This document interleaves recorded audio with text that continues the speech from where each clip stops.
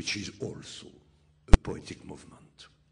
In fact, that is probably our duty, and a true duty is always something like a poetical duty. Thank you.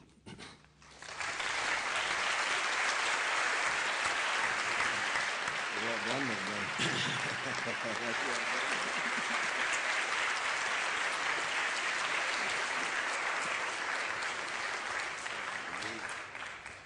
I'd first like to thank Andrea for bringing us together. This is the second time she's done this now. She did last time. And I want to thank Michael Wood for the wonderful introduction. How I wish I could take your course on Beckett, Michael. I've heard wonderful things about it. It has so much to do with what we're talking about today. It's a blessing, delight for me to be in conversation with my dear friend and brother Badiou. He is for me not only the leading philosopher in France, but he's one of the towering intellectuals in Europe. And I make a distinction between philosopher and intellectual. I respect both categories, but the second means more. And what I mean by that is he's someone who actually has a comprehensiveness in his project. He has a capacious mind that connects a variety of different spheres and dimensions so that he's not confined to one highly specialized discourse. And what you heard today had to do with a particular moment within his larger systematic philosophy. You know, there's a wonderful line in Whitehead's Science and Modern World, those wonderful Lowell lectures of 1925, where he says, an attack on systematic thought is a treason to civilization. And to live in an age in which the very notion of systematic thought, systematic philosophy has been so debunked and demystified, to have someone to have the audacity and ambition as Brother Badiou to still say that systematic philosophy is fundamental for our conception of how we move forward, cuts radically against the grain. And it's a delight for me to see his text being translated now into English, and we get another wave, as it were, of a certain kind of French invasion. But it's a very different kind of invasion this time than it was in the 1970s and 80s, because there's a sense in which Badiou coming to America is a kind of coming home. And by coming home, what I mean is he comes to the new world preoccupied with the questions raised by Emerson and Whitman, by James and Dewey, by Peirce and Russell Banks, which is, how do we create the new in the situation? He is obsessed with the question of the singularity of newness, the materiality of novelty, the specificity of transformation. He has a deep fidelity to May 68, in which something new took place, a rupture occurred, and the question becomes, how do you remain true to that kind of commitment to newness? Very Emersonian, very Deweyan. I would even say very Whiteheadian.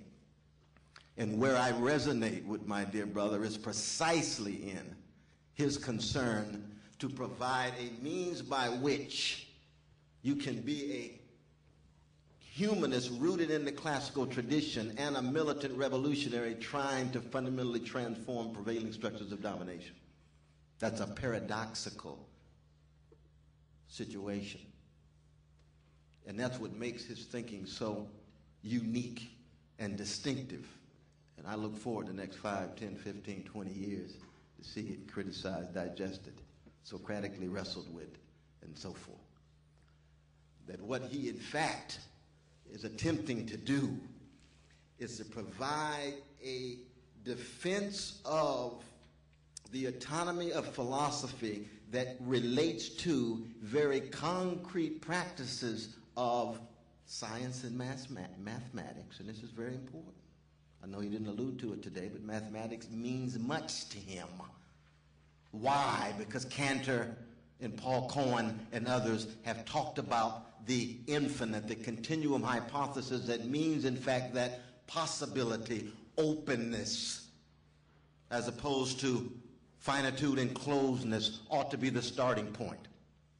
And given his very deep hatred, and here we are so very similar, his hatred of paralyzing nihilism, his loathing of sophomoric relativism, and his deep fear of the kind of end talk, the end of philosophy, the end of X, the end of Y. He wants to bring an end to that kind of end talk.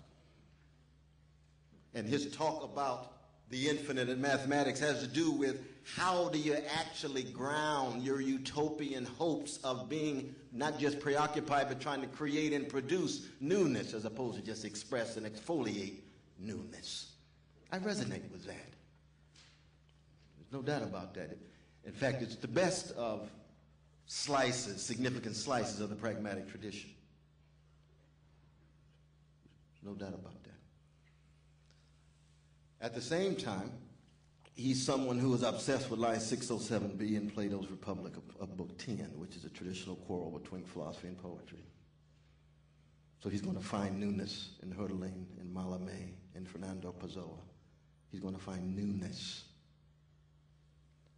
in Paul Celan, in this complex relation between a poetic philosophy and a philosophical poetry. And you saw allusions to that in regard to his reflection today on politics. But this is just the second moment. The first moment has to do with mathematics and science. The second moment has to do with poetry. The third moment has to do with love, and we won't talk about that this afternoon. But he has so much to say, from the symposium to Lacan's seminars on love. In terms of what? Newness. How can you even talk about eros, let alone agape? We won't get into that if you're not talking about newness. What it means, in fact, to undergo fundamental transformation, to die in order to be reborn in the encounter, as it were, with all of the complexity of desire and so forth and so on, connected with love, talk, and how I not just wish, but hope you have time to read his fascinating essays on dance as a metaphor of thought, and his essays on even Beckett, Wordsworth, how you're going to find newness in Beckett? Well, it's there if you look deep enough. Why? Because the kind of newness that he's talking about, Badiou is talking about, has everything to do with generating means by which affirmative courage and energy is generated. The question of Keats, it's either energy or despair. Badiou opts, like Keats, like Emerson, for energy. It's not the circulation of blind energy as you get, as we talked about earlier or yesterday in Deleuze, as great as Deleuze is. But it's an energy that's connected to an idea of Agathon-like notions in Plato, what we call light. It gives direction, as it were. Now, the fourth moment is a moment that Professor Badiou talked about today, which is concrete political action. He's got mathematics and science on the one hand. He's got poetry on the other. He's got love on the third, and fourth is concrete political action. And I must say, I wholeheartedly agree with any serious talk about human rights, tolerance, and imperative to freedom that results in any kind of relativism. As a deep Democrat and radical Democrat, there's no way that I'm going to argue that every culture has the same status. No way.